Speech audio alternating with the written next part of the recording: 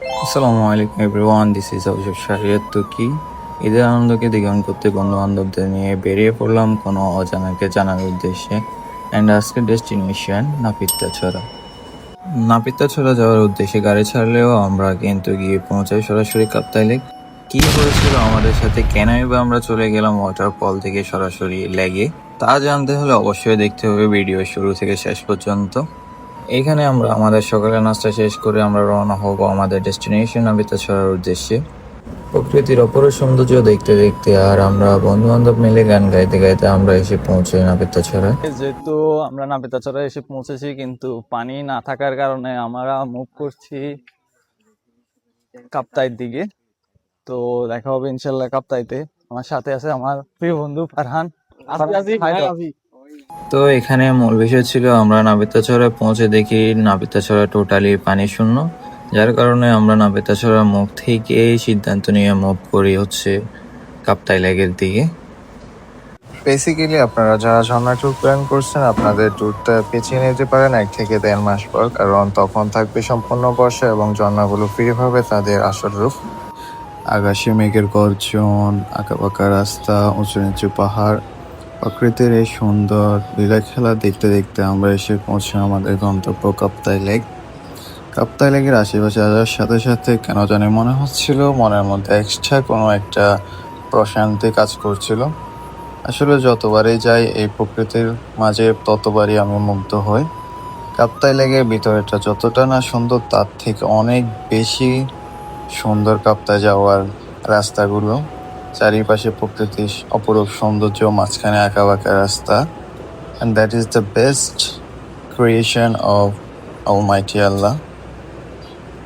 কাপ্তাই লেকের পাড়ে পৌঁছানোর সাথে সাথে আমরা সকলে চলে যাই আমাদের আজকের দিনের জন্য বোট ভাড়া করতে, এবং এখান থেকে চাচার মাধ্যমে আমরা আমাদের পুরো দিনের জন্য একটি বোট রিজার্ভ করে নিই।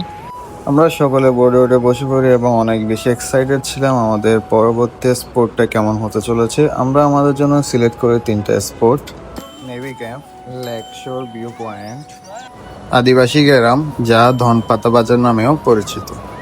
হাতে টাইম শর্ট থাকার কারণে আমরা দেরি না করে চলে যাই সরাসরি দুপুরের খাওয়া সেরে আমাদের বাকি স্পোর্টগুলো শেষ করতে। না, আমরা আমাদের দুপুরে খাওয়ার জন্য সিলেক্ট করেছিলাম এই হোটেলটি, এবং আমরা ট্রাই করেছিলাম তাদের ব্যাম্বো চিকেন নামের এই আইটেমটি, সাথে ডাল ভাত তো ছিলই। খাওয়ার যথেষ্ট মজা এবং তৃপ্তি সুলভ ছিল, আপনারা চাইলে ট্রাই করতে পারেন। আমরা খাওয়া দাওয়া শেষ করে যাচ্ছি নেভি ক্যাম্পের উদ্দেশ্যে।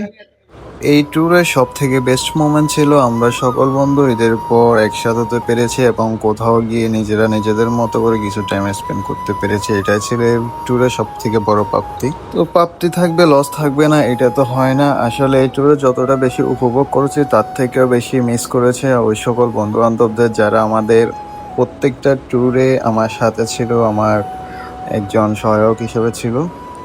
তো তোরা যে জায়গায় থাকিস সবসময় ভালো থাক, এটাই কামনা করি। লেগের মনোমুগ্ধকর পরিবেশ দেখতে দেখতে আমরা এসে পৌঁছে গেলাম আমাদের প্রথম স্পট নেভি ক্যাম্প। নেভি ক্যাম্পের নিচে পৌঁছে আমরা সিঁড়ি ধরে উঠে যাচ্ছি উপরের দিকে। উপর থেকে আসলে এই লেগের সম্পূর্ণ ভিউটা উপভোগ করা যাবে। So here is the final look. এটাই ছিল মূলত নেভি ক্যাম্প। সামনে দেখতে পাচ্ছেন এটা হচ্ছে নেভি হেড অফিস। আপনারা এখান থেকে একটু সামনে গেলে একটা মাঠ পাবেন, চাইলে এখানে কিছুক্ষণ বসে বন্ধুদের নিয়ে সময় কাটাতে পারেন। একটু চা বিরতি দিয়ে আমরা বেরিয়ে পড়ি আমাদের পরবর্তী গন্তব্য লেক শোর ভিউ পয়েন্টের উদ্দেশ্যে। এরপর 3 বন্ধুর খুচুরি আলাপনের মাধ্যমে আমরা এসে পৌঁছে আমাদের পরবর্তী স্পট লেক শোর ভিউ পয়েন্ট। লেক শোর ভিউ পয়েন্টটা দেখে এক মুহূর্তের জন্য আমার মনে হয়েছিল আমি হারিয়ে গিয়েছি বান্দরবনে নীলগিরির মাঝে। পাখির কিচিরমিচির শব্দ, আশেপাশের পরিবেশটা আমাকে ফিল দিচ্ছিল সম্পূর্ণ সেই নীলগিরির। এখানে ছিল বাচ্চাদের জন্য নানান আনন্দমুখর রাইড।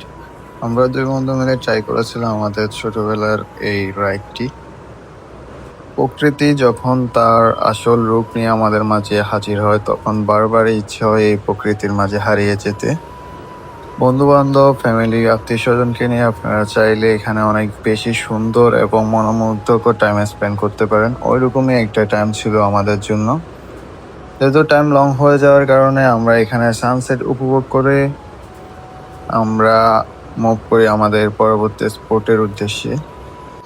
সানসেটের সাথে লেকশোর ভিউ পয়েন্ট উপভোগ করে কিছু স্মৃতি আমাদের সাথে নিয়ে আমরা এগিয়ে চলেছি আমাদের লাস্ট স্পট আদিবাসী গ্রাম, যা ধনপাতা বাজার নামেও পরিচিত।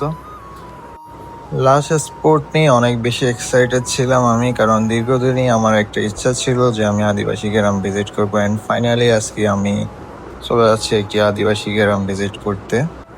তো গাইস, ফাইনালি আমি সহ আমরা চলে এসেছি আদিবাসী গ্রামে, যা ধনপাতা বাজার নামে পরিচিত। সো এটাই ছিল তাদের একটা ছোট্ট পাড়া, যদিও ভিতরের দিকে অনেক বেশি বড় ছিল। আমাদের হাতে টাইম শর্ট থাকার কারণে আমরা পুরো তাদের গ্রামটা ঘুরে দেখার সেই সুযোগ হয়নি। ইনশাল্লাহ পরের বার দেখব। তো এখান থেকে আংশিক তাদের বাসস্থান দেখে আমাদের বিদায় নিতে হয় তাদের গ্রাম থেকে। এবং তাদের গ্রামের শুরুতেই ঢুকতেই কিছু এরকম দোকান পেয়ে যাবেন, যেখান থেকে আপনারা চাইলে আপনাদের ফ্যামিলি কিংবা প্রিয় মানুষের জন্য নিতে পারেন আপনার পছন্দের পণ্যটি। তো এখানে আন্টির সাথে কথা বলে যা জানতে পারলাম যে ওনারা নিজ হাতে এই পোশাকগুলো তৈরি করে, এবং দেখতে পাচ্ছেন যে অনেক সুন্দর সুন্দর কিছু পোশাক এখানে রয়েছে। তো চাইলে আপনারা এখান থেকে পারচেস করতে পারেন। অবশ্যই তাদের কাছ থেকে ভালো প্রোডাক্টটাই পাবেন এবং বেস্ট কোয়ালিটিটাই তারা প্রোভাইড করবে। তো তাদের গ্রামের আমরা ছিলাম এইটুকু সময়। ইনশাল্লাহ পরবর্তীতে আসলে আরো বিস্তারিত তাদের গ্রাম নিয়ে, তাদের সংস্কৃতি নিয়ে আপনাদের সাথে দেখা হবে। এখান থেকে সামান্য কিছু কেনাকাটা করে আমরা সকলে চলে যাচ্ছি আমাদের সবার একটা ইচ্ছা পূরণ করতে। সবার ইচ্ছা ছিল এই পানির লেগে একসাথে সবাই গোসল করবো।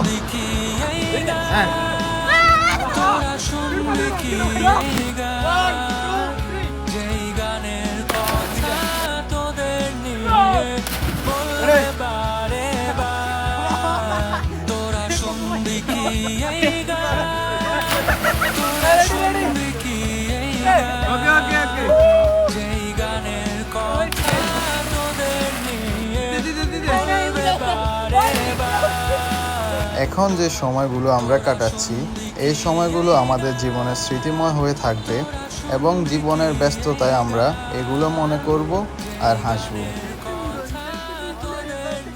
তাই সময় থাকতে বন্ধুদের নিয়ে বেরিয়ে পড়ুন, নিজেদের পায়ে ছাপ রেখে কিছু না ভুলার মতো স্মৃতি নিয়ে যান।